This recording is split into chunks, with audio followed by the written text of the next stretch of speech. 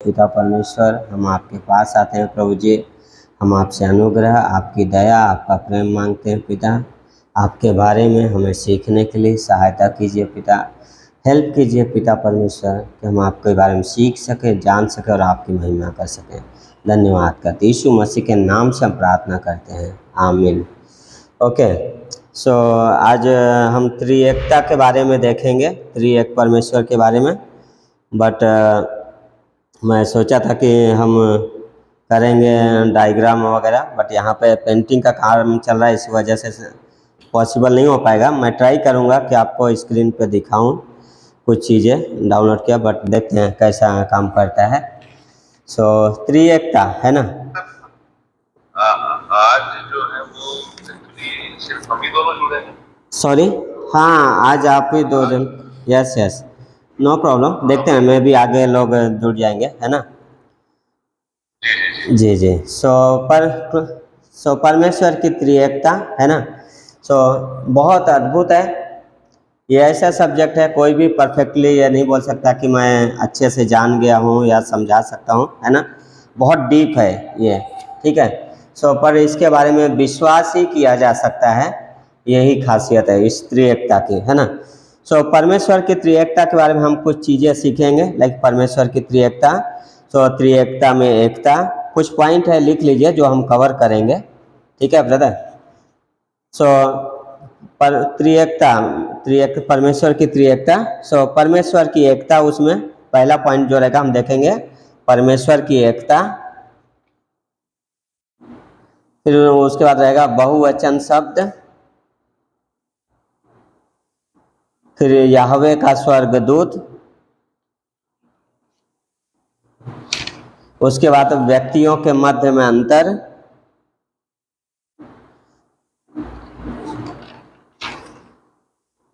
उसके बाद रहेगा नया नियम का योगदान इसके बारे में, फिर उसके बाद यहोवा का स्वरूप बात कौन सा पॉइंट बोले थे पास? यहोवा का दूत, मतलब ये ऐसे ये हम जी जी, यहोवा का स्वर्गदूत। दूत के बाद क्या? उसके बाद यहोवा के दूत के बाद हम देखेंगे क्या बोलते हैं, व्यक्तियों के बीच में अंतर, व्यक्तियों के बीच में अंतर।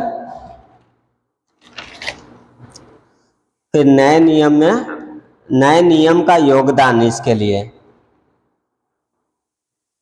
फिर उसके बाद त्रिएकत्व की के लिए प्रमाण है, त्रिएकता का प्रमाण। हाँ, त्रिएकत्व के लिए प्रमाण है, त्रिएक परमेश्वर के लिए प्रमाण। फिर उसके बाद फिर त्रिएकता के लिए प्रमाण, और उसके लिए फिर त्रिएकता के लिए कार्यों को देखेंगे, त्रिएकता के कार्यों को देखेंगे, जो त्रिएक परमेश्वर है उसके कार्यों को देखेंगे, ठीक है। सो परमेश्वर की त्रिएकता है ना, पुराना नियम में परमेश्वर की त्रिएकता पे जोर देता है। जब हम देखते हैं, पढ़ते हैं, तो उस पर क्या है, जोर देता है। तो अभी क्या स्पष्ट संकेत है कि परमेश्वर क्या है, परमेश्वरत्व में एक से ज़्यादा व्यक्ति है, ऐसा लगता है ना, एक से ज़्यादा है ना। सो पुराने नियम में ऐसी बहुत सी जानकारियाँ हैं जो परमेश्वर के त्रिएकता के बारे में बताती हैं। जब हम बाइबल पढ़ते हैं, जब देखते हैं, तो पुराने नियम में ऐसी बहुत सी जानकारियाँ हैं जो हमें क्या है, परमेश्वर की त्रिएकता के बारे में बताते हैं। सो ओके, जसवन, हाँ। सो पुराने नियम बहुत से हैं जो परमेश्वर की त्रिएकता के बारे में बताते हैं। सो सबसे पहले हम परमेश्वर की एकता के बारे में देखेंगे। परमेश्वर की एकता, व्यवस्था विवरण 6 अध्याय का 4 वचन, ये जो यहूदी विश्वास का मुख्य वचन बोल सकते हैं, जो हिब्रू वर्ड है सेमा, जो परमेश्वर की एकता के लिए जो यहूदी विश्वास का मुख्य वचन है, सेमा, प्रसिद्ध वचन जो यहूदी धर्म का क्या आधार का भूत। स्पेलिंग क्या होगी हिब्रू वर्ड की सेमा, एस एच, हाँ सेमा। तो हाँ, सो यहूदी विश्वास का क्या है, मुख्य आधार था, उनके आधारभूत का मुख्य अंगीकार था ये वर्ड। क्या है कि परमेश्वर की जो क्या है, परमेश्वर की एकता पे शिक्षा देता है। उसका अनुवाद इस तरीके से हो सकता है, याहवे हमारा प्रभु एक ही है, या याहवे हमारा याहवे एक ही है, या याहवे हमारा एक है ना। सो जहाँ पे लिखा है हे इजराइल सुन, याहवे परमेश्वर हमारा एक ही है ना। सो या याहवे हमारा परमेश्वर सिर्फ याहवे है, तो इस तरीके से उसका अनुवाद होएगा, है ना। सो ये शब्द क्या है, बहु ईश्वरवाद को क्या है, नकारता है देखा जाए तो, क्योंकि क्या करता है, एकता पे जोर देता है ना। सो निर्गमन का 20:3 अगर पढ़ेंगे और व्यवस्था भी, निर्गमन, ये वचन लिख लीजिए, निर्गमन का 20वां अध्याय उसकी 3री पंक्ति, व्यवस्था विवरण का 4 अध्याय का 35 वचन, 32 अध्याय का 29 वचन, यशायाह का 45 अध्याय का 14 वचन और 49 का 9 वचन।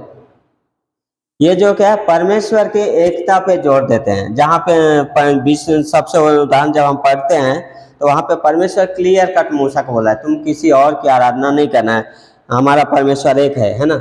सो वो चीज़ क्या है, परमेश्वर की एकता पे क्या करता है, जोर देता है ना। सो बहुत जरूरी है। तो इस सिद्धांत को समझने के लिए हम कंटिन्यू इसको देखते हैं, फिर उसके बाद हम डिस्कस भी करेंगे, कुछ सवाल रहेगा तो, है ना, लास्ट में आप पूछ सकते हैं। सो इसका बहुवचन शब्द है ना जी। तो मतलब ये सारे रेफरेंस ये बता रहे हैं कि परमेश्वर एक है। यस, परमेश्वर की एकता पे ये सारे रेफरेंस जोर दे रहे हैं। जो भी मैंने आपको दिया वचन, ये परमेश्वर की एकता पे जोर देते हैं, ठीक है। सो बहुवचन शब्द, सो जैसा हमने पहले ही क्लास में देखा कि परमेश्वर के लिए क्या है, बहुवचन शब्द जो है वो एलोहिम है, राइट। जो हमने पिछले क्लास में देखा था, परमेश्वर के लिए जो बहुवचन शब्द है वो है एलोहिम, जो परमेश्वर की असीमितता, महानता और सर्वोच्चता को बताता है ना। सिर्फ कई बार क्या है, सिर्फ नाम से व्यक्तियों के बारे में क्या है, निष्कर्ष पर आना क्या है, संदेह पैदा करता है, राइट। पर परमेश्वर अपने बारे में खुद बहुवचन सर्वनाम का उपयोग करता है।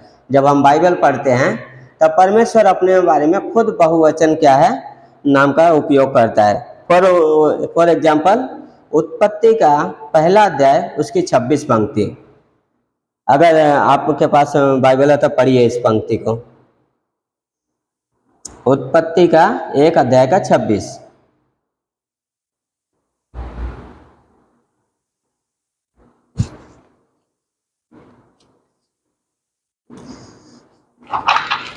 फिर परमेश्वर ने कहा, हम मनुष्यों को अपने स्वरूप के अनुसार अपनी समानता में बनाएं, और वे समुद्र की मछलियों और आकाश के पक्षियों और घरेलू पशुओं और सारी पृथ्वी पर और सब रेंगने वाले जंतुओं पर जो पृथ्वी पर रेंगते हैं अधिकार रखें, है ना। तो यहाँ पे वर्ड क्या है, फिर परमेश्वर ने कहा हम मनुष्यों को अपने स्वरूप और अपनी समानता में बनाए।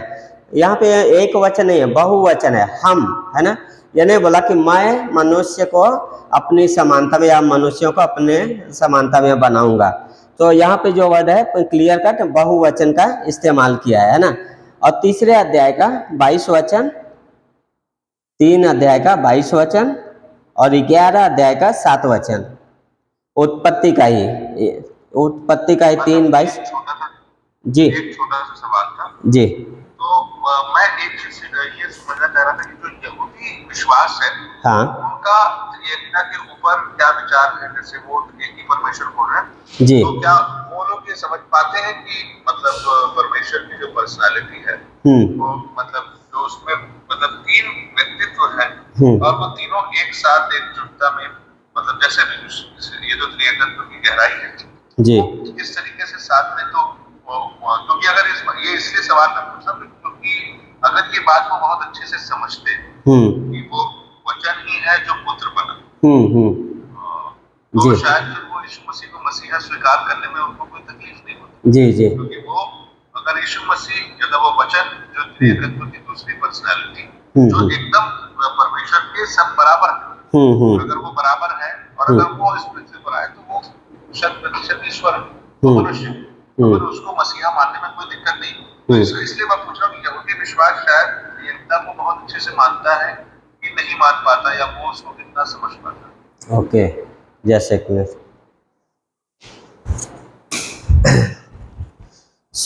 यहूदी कितना मानते थे ये तो कई बार जब हम वचन पढ़ते हैं, है ना, तो पुराने नियम में बहुत सारे लोगों ने जहाँ पे देखा जाए तो परमेश्वर के आत्मा के बारे में भी, और क्या है इस चीज़ को, पहली बात तो त्रिएकता करके ऐसा कोई बाइबल में कोई ये नहीं है कि त्रिएकता है ना, ये डॉक्ट्रिन बाद में आया। बट क्या है, ये तीन पर्सनालिटी व्यक्तित्व परमेश्वर का त्रिएकता है, पुराने नियम में भी था, नए नियम में भी था, है ना। रही बात यहूदियों के मानने का, तो क्लियर कोई नहीं बोल सकता, है ना, कि कितना मानते हैं।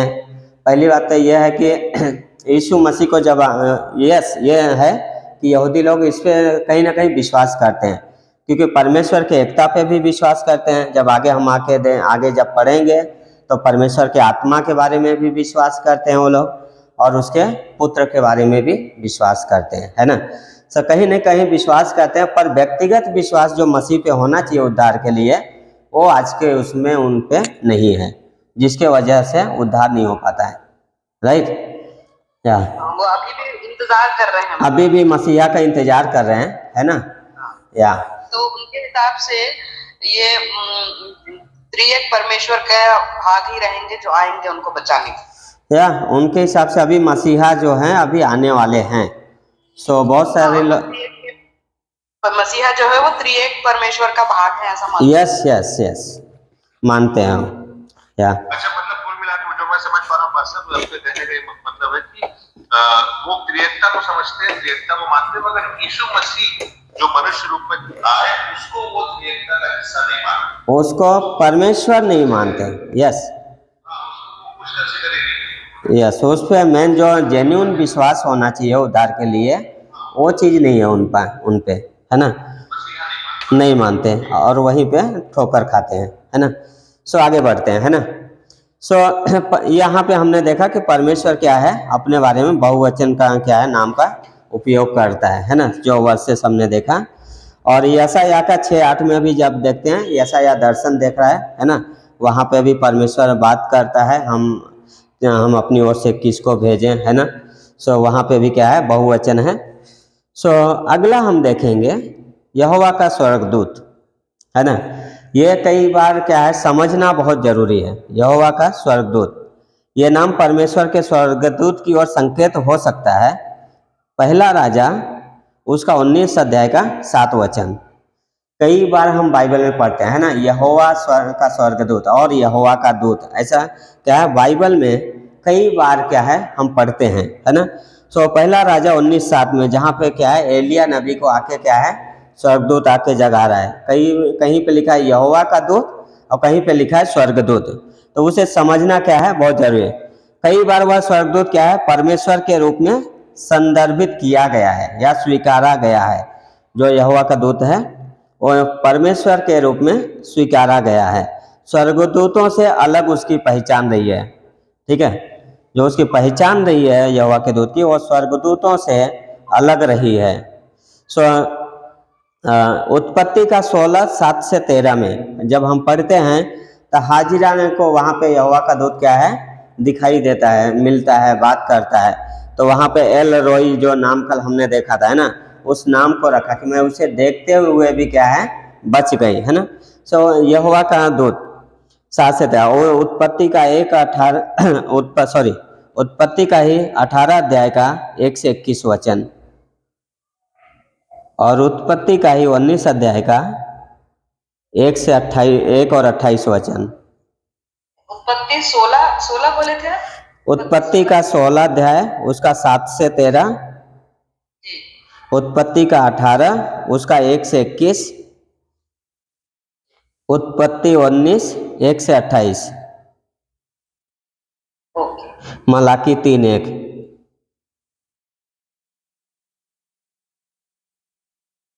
ये जो है परमेश्वर के बोलते ना जो भिन्नता उसके क्या है उसके भिन्नता की ओर क्या है संकेत करता है कि एक परमेश्वर के उसके बाद, क्योंकि स्वर्गदूत को परमेश्वर कहा गया है तो इसलिए क्या है उसके भविष्यवक्ता होने की संभावना तो कम है, वो कोई भविष्यवक्ता नहीं है। तो यहोवा का जो स्वर्गदूत है उसे भविष्यवक्ता नहीं बोला जा सकता है, क्योंकि वो क्या है उसे स्वर्गदूत ही नहीं, उसे क्या है परमेश्वर भी स्वीकार किया गया है उस समय के लोगों के द्वारा, है ना। सो भविष्यवक्ता की तरह जो भविष्यवक्ता के समय से पहले ही क्या है सेवा कर रहा था। जो भविष्य बाय द वे भविष्यवक्ताओं की जो सेवकाई थी वो बहुत बाद में आई, ठीक है, भविष्यवक्ताओं की सेवकाई, है ना। सो ये क्या है भविष्यवक्ता नहीं था, ये इससे क्या है परमेश्वर के द्वारा के रूप में क्या है स्वीकार किया गया था। यहोवा का दूत त्रिएकता का दूसरा व्यक्ति यीशु मसीह को ज़्यादातर इस बात पे एग्री होते हैं तो यीशु मसीह है यहोवा का दूत जो उस समय क्या है प्रकट होते थे, है ना। सो दूसरा है व्यक्तियों के बीच, अगला देखेंगे व्यक्तियों के बीच मध्य में अंतर। सो कुछ जगहों पर मुख्य इब्रानी भाषा में परमेश्वर के अलग अलग व्यक्तियों में अंतर किया गया है। कुछ बाइबल के वर्षन जब कई बार जब आप इंग्लिश में हिंदी में या अलग अलग लैंग्वेज में पढ़ेंगे तो उसमें आपको इतना अंतर नहीं दिखेगा। हम लॉर्ड प्रभु परमेश्वर पढ़ जाते हैं, पर जब आप मुख्य भाषा में जाएंगे इब्रानी में तो वहाँ पे क्या है अंतर दिखता है। सो पहला है प्रभु को परमेश्वर याहवे से अलग दिखाया गया है। प्रभु को परमेश्वर याहवे से अलग दिखाया गया है। यह वचन है उत्पत्ति का 19 अध्याय का 24 वचन, उत्पत्ति का 19 अध्याय का 24 वचन, होशे का 1 अध्याय का 7 वचन।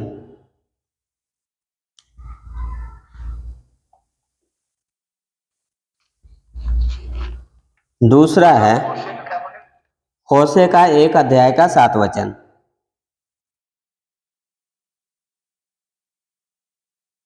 दूसरा है छुड़ाने वाले को जिसे ईश्वरी होना चाहिए जरूरी है, उसे क्या है याहवे से अलग दिखाया गया है। छुड़ाने वाले को जिसे ईश्वर होना चाहिए जरूरी है उसे याहवे से यहोवा से अलग दिखाया गया है। यशायाह का 59:20, यशायाह 59:20,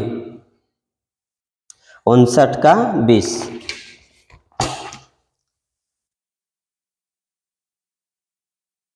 तीसरा है आत्मा को याहवे से अलग दिखाया गया है। आत्मा को यहोवा से याहवे से अलग दिखाया गया है। यशायाह का 48:16, यशायाह 48:16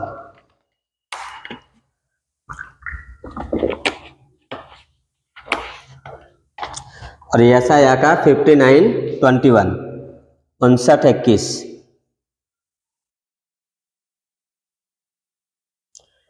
यशायाह का ही 63:9 और 10।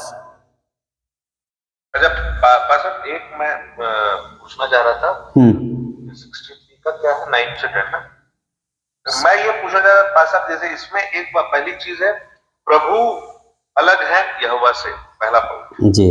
दूसरा है छुड़ाने वाला जो है सेवियर वो डिफरेंट है यहोवा से जी, और आत्मा वो अलग है यहोवा से जी। तो मतलब प्रभु भी मेरे ख्याल से डिफर कर रहे हैं, हम प्रभु से संदर्भ है हमारा मतलब यीशु मसीह से। Yes yes. और छुड़ाने वाले से भी हम यीशु मसीह, हमारा मतलब यीशु मसीह से है। यस। और आत्मा का मतलब हमारा यहोवा की आत्मा या पवित्र आत्मा, पवित्र आत्मा। यस। मेरा एक सिंपल सवाल है, मतलब इसलिए बीच बीच में पूछ ले रहा हूँ कि मतलब क्योंकि मैं आपका पॉइंट्स लिख रहा हूँ तो साथ साथ क्वेश्चन लिखने का टाइम नहीं जी जी। क्या हम पुराने नियम में जो यहोवा का आत्मा स्पिरिट ऑफ द लॉर्ड, हाँ, या स्पिरिट ऑफ गॉड बहुत बार आया है जी जी, यहोवा का आत्मा या स्पिरिट ऑफ गॉड लॉर्ड और जो पवित्र आत्मा परमेश्वर जिसको होली गोस्ट कहा गया है जी, केजेवी इंग्लिश में नए नियम की बात जी जी, ये दोनों जो है वो सेम, ये मतलब ये दोनों वर्ड्स जो है सेम व्यक्तित्व के लिए उपयोग किया गया है। यस। जो आज हम नए नियम में पवित्र आत्मा बोलते हैं और पुराने नियम में जो यस यहोवा का आत्मा जो वहाँ पे लिखा है वो पवित्र आत्मा के लिए है। इसलिए हम पढ़ रहे हैं कि तीन क्या है अलग अलग व्यक्तित्व है, इसलिए हम ये पढ़ रहे हैं। यस। जो आज हम पवित्र आत्मा बोलते हैं, पढ़ते हैं, वही पुराने नियम में यहोवा का आत्मा क्या है लिखा जाया है, whole spirit of the Lord है ना, स्पिरिट ऑफ यहोवा है ना, अलग अलग जगहों पे लिखा है, राइट। तो सेम पवित्र आत्मा के लिए, यस। सो आगे बढ़ते हैं ना। सो ये हो गया। सो इन वचनों में क्या है, आत्मा व्यक्तित्व के बारे में वहाँ पे व्यक्तिगत है ना। सो ये यहाँ दिखता है। सो अगला है परमेश्वर की बुद्धि के बारे में कुछ लोग बोलते हैं। बारखाफ करके थियोलॉजियन है, लिख लीजिए। बारखाफ करके थियोलॉजियन है जो यह कहता है कि नीति वचन का अध्याय 8 का 12 से 31 में जो बुद्धि है वो यीशु मसीह को दर्शाता है। बारखाफ करके जो थियोलॉजियन है वो इस निष्कर्ष पे आते हैं कि नीति वचन का अध्याय 8 अध्याय का 12 वचन और 31 वचन में जो बुद्धि है वो यीशु मसीह को दर्शाता है। और पुराने नियम में क्या है, त्रिएकता के बारे में क्या है, के रूप में क्या है, संकेत के रूप में देखते हैं, त्रिएकता के संकेत के रूप में इसे देखते हैं। सब बल्कि ना नीति वचन उसका 9वां अध्याय भी, हाँ मेरे ख्याल से 8वां भी है और 9वां नहीं तो 7वां की बुद्धि ने अपने 7 में 7, यस 7 में है कि मैंने सातों खंबे खड़े किए, यस यस, और जो भवन जैसा क्रिएट कर रहा है और उसमें Yes. एक्चुअली स्पेसिफिक मतलब इसको तो मैं आपसे जब हम लोग वेब सेशन करेंगे तो बस मैं वो आई थिंक 8 है और आई थिंक 7 है या 9, 7 और 9 में है जहाँ पे है उसके बारे में, है ना। सो 8 और 9 है, जी 8 और 9, हाँ, तो उसको हम डिस्कस करेंगे, है ना। हाँ इसको डिस्कस करेंगे। हाँ। सो ये वचन जो है क्या है, परमेश्वर के अनंत प्राकृतिक और परमेश्वर के बुद्धि के गुण के रूप में क्या है वर्णन करता देखा जाए तो, कि परमेश्वर जो क्या है एक उसकी जो बुद्धि का गुण है वो अनंत है, उसके बारे में वर्णन करता है ना। सो ये जो सिद्धांत है त्रिएकता पुराने नियम में बीज बोने के जैसा है देखा जाए तो। पुराने नियम में त्रिएकता का सिद्धांत बीज बोने के जैसा है और नए नियम में क्या है, ये फलने फूलने के जैसा है।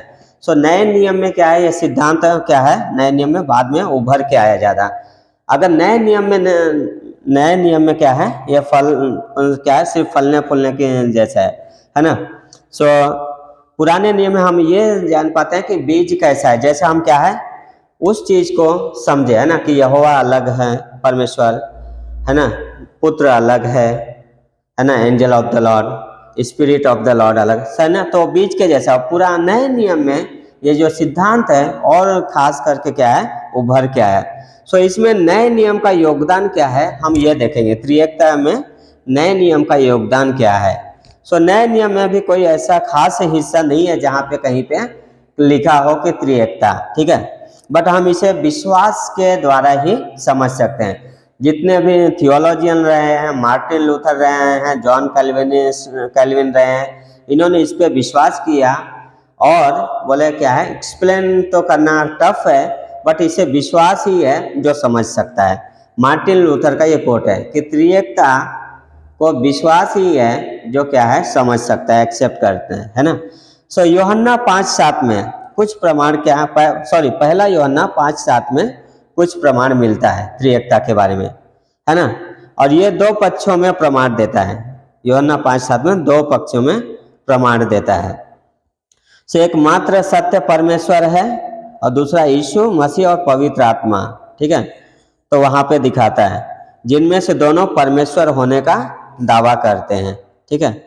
सो पुराने नियम की ही तरह नया नियम में भी बताता है कि मात्र एक सत्य परमेश्वर है। यह बहुत क्लियर है, बाइबल पुराने नियम में भी क्लियर थे कि एक मात्र सत्य परमेश्वर है और नए नियम में भी बाइबल क्लियर है कि एक मात्र सत्य परमेश्वर है। तो हम कभी भी ये नहीं बोलते कि तीन परमेश्वर है, एक परमेश्वर। हम इसलिए आज इस टॉपिक को पढ़ना बहुत जरूरी है ना। सो नए नियम में भी क्या है उसके रेफरेंसेस आप लिख लीजिए। पहला कुरिन्थियों का 8 अध्याय का 4 से 6 वचन, पहला कुरिन्थियों 8, 4 और 6 वचन, इफिसियों का 4, 3 और 6।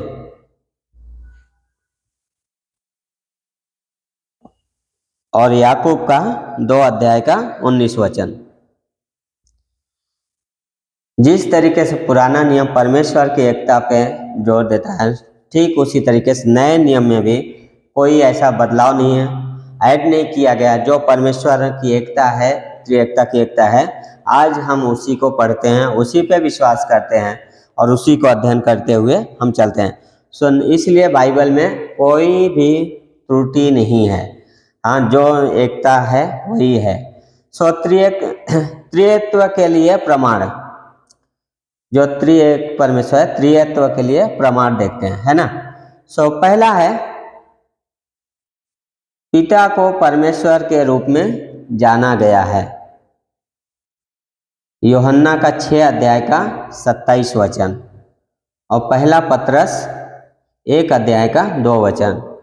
जो पिता परमेश्वर है उसे परमेश्वर के रूप में जाना गया है, स्वीकारा गया है। यूहन्ना 6:27 में, जहाँ पे यीशु मसीह ने खुद ही पिता को परमेश्वर बताया है ना। और पहला पत्रस 1:2। दूसरा है, यीशु मसीह को परमेश्वर के रूप में माना गया है, स्वीकारा गया है। यीशु ने खुद जैसे ऐसे गुणों का दावा किया है जो सिर्फ और सिर्फ परमेश्वर में ही हो सकते हैं। जब दुनिया में यीशु मसीह थे इस धरती में, तब उन्होंने ऐसे गुणों का दावा किया जो सिर्फ और सिर्फ परमेश्वर में ही हो सकते हैं। जैसे उदाहरण के लिए सर्वज्ञता, सर्वज्ञानी, मत्ती का 9 अध्याय का 4 वचन, जहाँ पे यीशु मसीह बैठे हैं उसके घर में और वो लोग मन में बात कर रहे हैं और यीशु मसीह बोलते हैं, शमौन, मुझे तेरे विषय में कुछ कहना है ना। सो परमेश्वर सर्वज्ञानी है ना। और यीशु मसीह ने दावा किया कि वो सर्वज्ञानी है, क्योंकि वचन में यीशु मसीह क्या है, जब वहाँ पे बैठे हैं तो उन्होंने उसके मन की लिखा है, मन की बात जान के। दूसरा पॉइंट है सर्वशक्तिमता, मत्ती का 28 का 18, जहाँ पे यीशु मसीह ने बोला, आकाश और पृथ्वी का सारा अधिकार मुझे दिया गया है। सर्वशक्तिमता। तीसरा है सर्वव्यापकता, सर्वव्यापी, हर जगह पे उपस्थित, मत्ती का 28:20। सो यदि कोई परमेश्वर है तो ये 3 चीजें बहुत जरूरी है, सर्वज्ञानी होना, सर्वशक्तिमान होना और सर्वव्यापी होना। एक ही समय में सब जगह पे उपस्थित होना जरूरी है। वो सब कुछ जानना चाहिए और वो सब कुछ कर सकता है, कर सके। तो ये तीनों चीजें यीशु मसीह ने किया। यीशु मसीह सब कुछ जानता है, वो सर्वशक्तिमान है और वो सर्वव्यापी है, सब जगह पे। मत्ती 28 का 20। तो यीशु ने वे कार्य किए जो सिर्फ परमेश्वर ही कर सकता है। यीशु मसीह ने जो कार्य किए वे कार्य सिर्फ और सिर्फ परमेश्वर ही कर सकता है। और उस समय के लोगों ने इसे क्या है, स्वीकार किया। कि यीशु मसीह ने, वहां पे लोगों ने बोला, ये जो कार्य कर रहा है ऐसा तो हमने कभी नहीं देखा। हाँ, जैसे पापों को क्षमा करना, मरकुस का 2 अध्याय 2 से 12 वचन, वो कार्य, पाप को क्षमा करना। बहुत सारे लोग आए, बहुत सारी शिक्षाएं दी है, लेकिन किसी ने ये नहीं क्लेम किया कि मैं तुम्हारे पाप को क्षमा करता हूँ, राइट। पर यीशु मसीह ने बोला, हे पुत्र, तेरे पाप क्षमा हुए, हे नारी, तेरे पाप क्षमा हुए। जो परमेश्वर ही कर सकता है। लोग इसके लिए क्या है, बोलते थे परमेश्वर की इस निंदा कर रहा है, पाप को क्षमा तो परमेश्वर ही कर सकता है ना। और लोगों ने स्वीकार किया। और मरे हुओं को जिलाना, दूसरा है मरे हुओं को जिलाया यीशु मसीह ने। यूहन्ना का 12 अध्याय का 9वां वचन, मरे हुओं को जिलाया।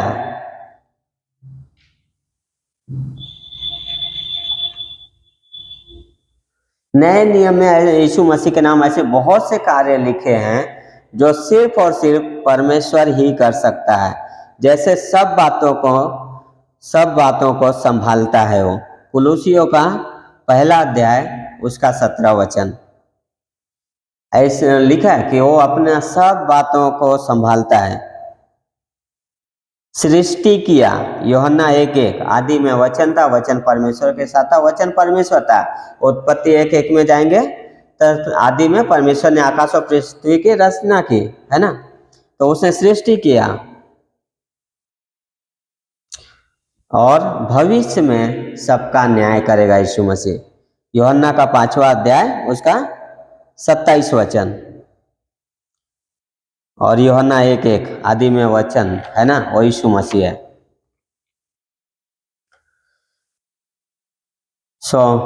आगे बढ़ेंगे। पवित्र आत्मा, है ना, पवित्र आत्मा को परमेश्वर के रूप में माना गया है। पवित्र आत्मा परमेश्वर को परमेश्वर के रूप में माना गया है, उसे परमेश्वर कहा गया है। हम व्यक्तित्व के बारे में प्रमाण देख रहे हैं, राइट। प्रेरितों के काम 5वां अध्याय उसकी 3री पंक्ति। अगर हम सभी बाइबल पढ़ते तो हमें पता है वहाँ पे क्या है, हनन्याह है, सफीरा है, जो क्या कर रहे हैं, भूमि बेचे, उसका कुछ अपने पास रख लिए, फिर लेके आ रहे। फिर बाद में हनन्याह मर जाता है, सफीरा आती है, तो वहाँ पे यीशु पतरस बोलता है क्यों पवित्र आत्मा से झूठ बोला, है ना। वहाँ पे आगे पढ़ेंगे तो वहाँ पे तो पवित्र आत्मा को परमेश्वर के रूप में स्वीकारा गया।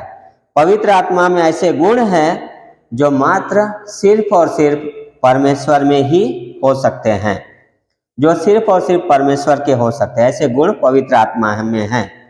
तो इसके कुछ पॉइंट हैं। पहला, सर्वज्ञता। फिर से पवित्र आत्मा सर्वज्ञानी है। पहला कुरिन्थियों का 2 अध्याय उसकी 10वीं पंक्ति।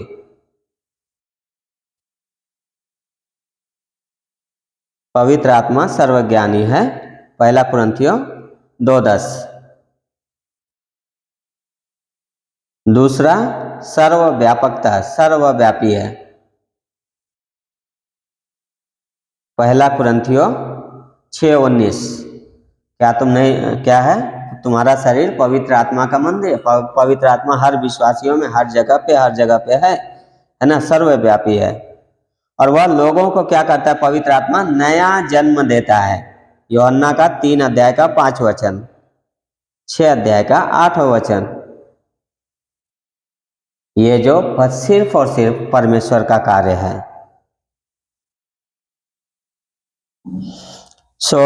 त्रिएकता के लिए प्रमाण। अब हम देखेंगे त्रिएक परमेश्वर के लिए प्रमाण।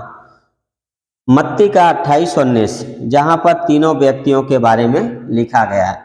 जब यीशु मसीह ने बोला जाओ जाति जाति में सुसमाचार का प्रचार करो, पिता पुत्र और पवित्र आत्मा के नाम से बपतिस्मा दो।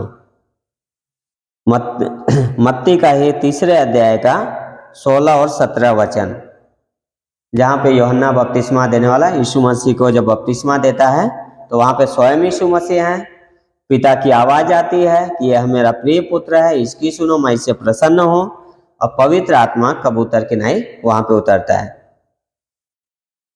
दूसरा कुरिन्थियों का 13 अध्याय का 14 वचन। इन जगहों पे क्या है, इन तीनों व्यक्तियों को समान रूप से क्या है देखते हैं हम। त्रिएकता के परिभाषा का उल्लेख करना क्या है, आसान नहीं है। जो त्रिएकता को परिभाषित करना, उसका उल्लेख करना आसान नहीं है, ठीक है। परमेश्वर केवल एकमात्र सत्य परमेश्वर है, यह हमें विश्वास करना चाहिए, ठीक है। पर परमेश्वर की एकता में 3 सह अनंत समाधिकारी व्यक्ति हैं जो सार में समान हैं और अस्तित्व में बोल सकते हैं एक दूसरे से थोड़े अलग हैं, है ना। इसको हम देखेंगे। यह शब्द शायद क्या है, गलत आभास दे सकता है, मानो परमेश्वर में 3 अलग अलग व्यक्ति हैं। कुछ लोग सार शब्द का उपयोग ज़्यादा करते हैं, है ना। सार हमें 3 ईश्वरवाद के विरोध से क्या है बचाता। कुछ लोग क्या है इल्जाम लगाते हैं, है ना। कई बार जब क्रिश्चियन और मुस्लिम्स का जब डिबेट होता है तो इस त्रिएकता पे बहुत सारा सवाल उठाते हैं, है ना। तो बहुत सारे क्वेश्चन करते हैं, कल आप भी बोले थे ब्रदर, है ना। जाकिर नाइक जैसे लोग सवाल उठाते हैं। सार में हम 3 ईश्वरवाद के विरोध से क्या है, जो सार है हमें 3 ईश्वरवाद के विरोध से हमें बचाता है, लाइक प्रमाण देता है ना। परमेश्वर का पूरा अविभाजित सार 3 व्यक्तियों में प्रत्येक के लिए समान है। यूहन्ना 10:30 में, यीशु ने बोला मैं और पिता एक है। यूहन्ना का 10वां अध्याय उसका 30वां वचन में यीशु ने बोला मैं और पिता एक हैं। व्यक्तियों की अनंतता और सार की एकता के बीच क्या है, यहाँ पे संतुलन व्यक्त करता है, राइट। मैं और पिता दो व्यक्तियों को स्पष्ट दिखाता है अलग अलग, पर यहाँ क्रिया हम है ना, बहुवचन। तो यहाँ क्रिया है हम, बहुवचन। पर यीशु ने कहा हम एक हैं, दो नहीं है। मैं और पिता दो नहीं है। क्या बोले, मैं और पिता एक हैं, ठीक है। एक नपुंसक लिंग की ओर क्या इशारा करता। पहली बात तो God is not a male और female, God is a spirit, ठीक है। परमेश्वर आत्मा है, यीशु मसीह ने बोला है ना। परमेश्वर का कोई भी लिंग नहीं है, ठीक है। सो नपुंसक लिंग स्वभाव या सार में एक, परंतु एक व्यक्ति नहीं जिसके लिए क्या है पुल्लिंग की जरूरत पड़े, ठीक है। सो इस प्रकार प्रभु ने अपने आप को पिता से अलग दिखाया और फिर भी पिता के साथ एकता और समानता का दावा किया। यीशु मसीह ने अपने आप को पिता परमेश्वर से अलग भी दिखाया, फिर भी उसके साथ एकता और समानता का दावा भी किया, है ना। सो त्रिएकता के कार्यों को हम देखेंगे। तो त्रिएकता के कार्यों को देखते हैं तो उसमें क्या है, त्रिएकता के अलग अलग कार्य हैं त्रिएक परमेश्वर के। सो पिता के कार्य को हम देखते हैं तो पिता के कार्य में चुनाव आता है। चुनाव पहला पत्रस 1:2, पिता ने क्या किया, वहां पे पत्रस लिखता है पिता ने जिसने क्या किया, हमें चुन लिया। उस पंक्ति को पढ़ेंगे, पहला पत्रस का पहला अध्याय उसकी दूसरी पंक्ति बोलता है और परमेश्वर पिता के भविष्य ज्ञान के अनुसार आत्मा के पवित्र करने के द्वारा आत्मा आज्ञा मानने और यीशु मसीह के लहू के छिड़के जाने के लिए चुन लिए गए हैं, है ना। तो पिता के कार्य में आता है चुनाव। पिता क्या करता है, हमारा चुनाव करता है, राइट। पिता ने चुनाव किया, पिता ने जगत से प्रेम किया, यूहन्ना 3:16 उस पंक्ति को भी हम पढ़ेंगे। पिता ने जगत से प्रेम किया, बोलता क्योंकि परमेश्वर ने जगत से ऐसा प्रेम रखा कि उसने अपना इकलौता पुत्र दे दिया ताकि जो कोई उस पर विश्वास करे वह नष्ट न हो परंतु अनंत जीवन पाए।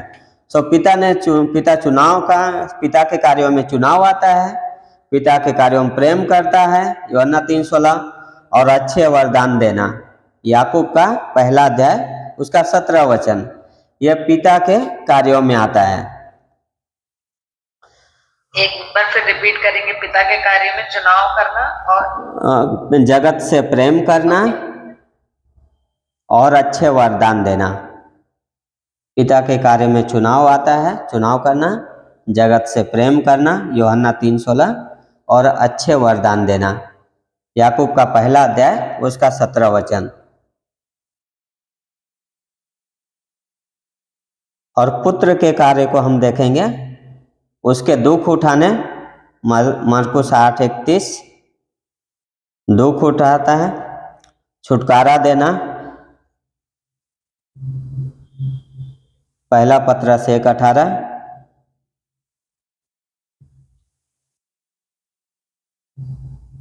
और सब वस्तुओं को संभालना, इब्रानियों 1 अध्याय का 3 वचन।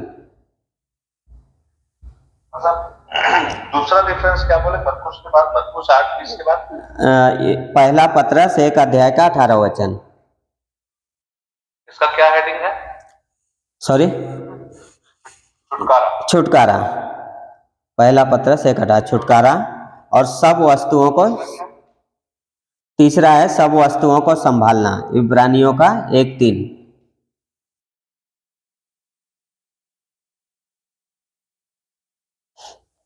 अगला है पवित्र आत्मा के कार्य। सो पवित्र आत्मा के कार्य में आता है नया जन्म देना, तीतुस का 3 अध्याय उसका 5वां वचन,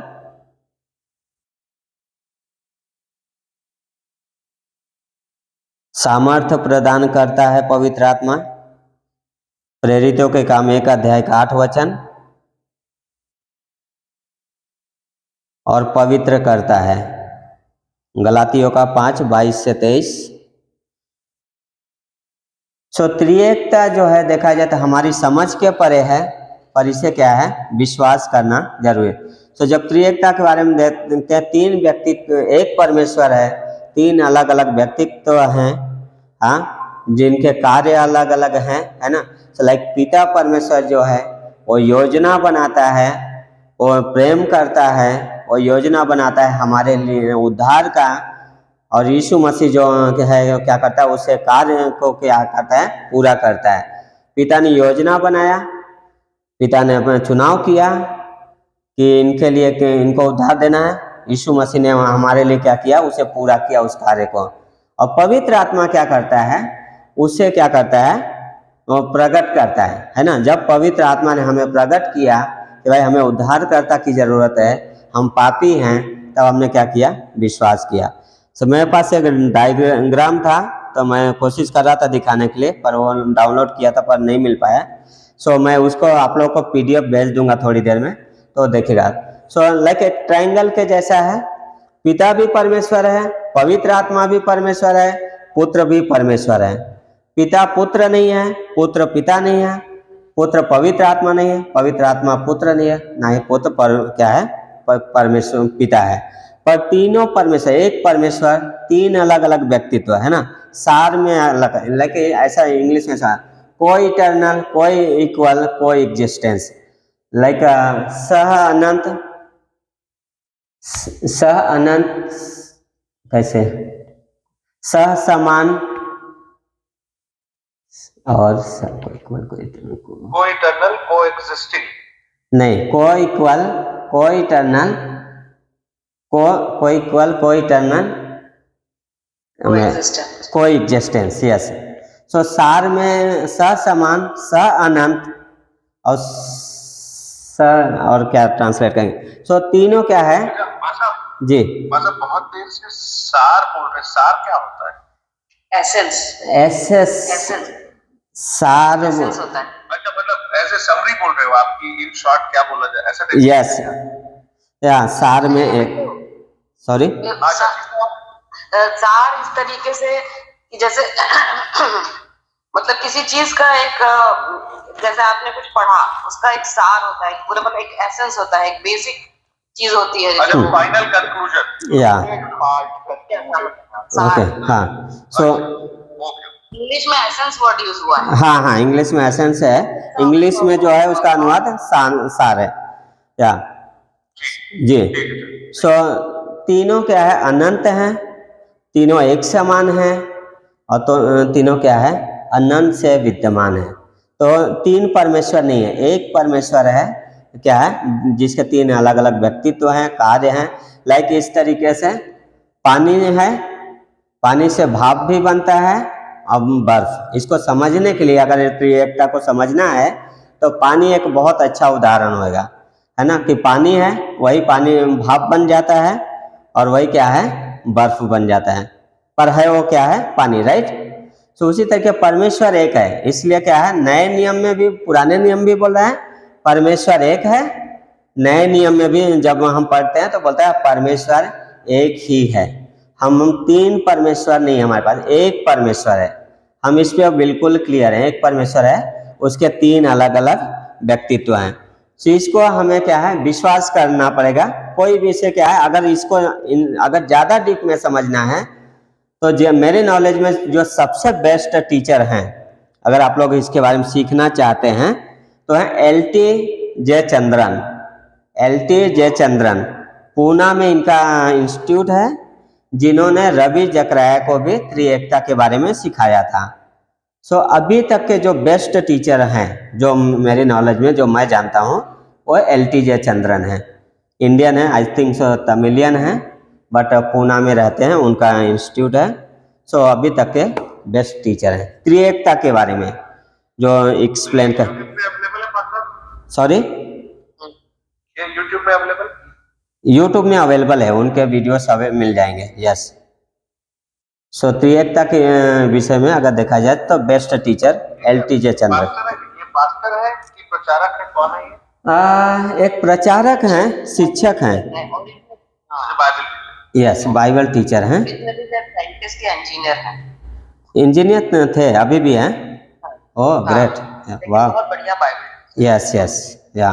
सो अगर ट्रिनिटी के बारे में सीखना है तो इनके वीडियोस को आप लोग देख सकते हैं, बहुत बेस्ट है ना। सो ये था आज का हमारा त्रिएकता के बारे में। हम देखते हैं जहाँ पुराने नियम में भी त्रिएक परमेश्वर दिखता है, नए नियम में भी त्रिएक परमेश्वर दिखता है। पुराने नियम में भी तीनों काम कर रहे थे, पुराने नियम में भी तीनों एक साथ उपस्थित थे, और नए नियम में भी आज भी तीनों ऊपर हैं, और तीनों सामर्थ्य हैं, कोई ऐसा नहीं कमजोर है। सो ये बहुत अद्भुत है कि त्रिएकता में एकता है। पिता जो है पुत्र जो है पिता को महिमा देता है, पवित्र आत्मा पुत्र को महिमा देता है, और तीनों ऐसा किसी को नीचे ऊपर नीचे नहीं है, तीनों क्या है, कोई इक्वल है, एक समान है। ये बहुत अद्भुत है। सो त्रिएक परमेश्वर एक समान है, और तीनों सर्वसामर्थी हैं, तीनों सर्वज्ञानी हैं, और तीनों सर्वव्यापी हैं, और वो हमारा एक परमेश्वर है ना। सो कंफ्यूज होने वाला नहीं है, बट इसको क्या है विश्वास कर सकते हैं। एक्सप्लेन करने के लिए बहुत टफ है ये, कई बार लोग एक्सेप्ट नहीं करते हैं इसको, बट इस पे क्या है बाइबल में रेफरेंसेस हैं ये जो हमने देखे हैं, है ना, और इसको क्या है विश्वास किया जा सकता है कि एक परमेश्वर है हमारा जो त्रिएक तो है, ट्रिनिटी। मास्टर साहब एक क्वेश्चन मन में आ रहा था, अनुग्रह किसके उसमें आएगा, पुत्र के में आएगा अनुग्रह देना, या पवित्र आत्मा में आएगा? अनुग्रह देना आई थिंक सो पुत्र में भी आता है, पवित्र आत्मा तो परमेश्वर का स्वभाव है अनुग्रह, पहली बात तो है ना। और पवित्र आत्मा को भी अनुग्रह का परमेश्वर शायद बोला, मुझे एग्जैक्ट रेफरेंस याद नहीं है, अनुग्रह का आत्मा आई थिंक सो बोला है। और यीशु मसीह को तो खैर आता है, ज़्यादातर यीशु मसीह के इसमें है, पुत्र के इसमें या। और जब यहोशू लोग वहां गए थे जी रेकी करने, तो उससे पहले जो एक यहोवा का दूत, चप्पल उतारने, हाँ यहोवा का दूत, तो वो यीशु मसीह ही थे मतलब। Yes yes. सो अभी हम जब क्रिस्टोलॉजी हम अगले 1-2 क्लास के बाद जब पढ़ेंगे तो वहाँ पे देखेंगे पुराने नियम में यीशु मसीह के कार्य और उसके ये। सो वहाँ पे जहाँ भी यहोवा का दूत लिखा गया है वो यीशु मसीह को रिफर करता है। So great, thank you. मतलब कुछ विषय पे मेरे भी आज सवाल थे। जी जी।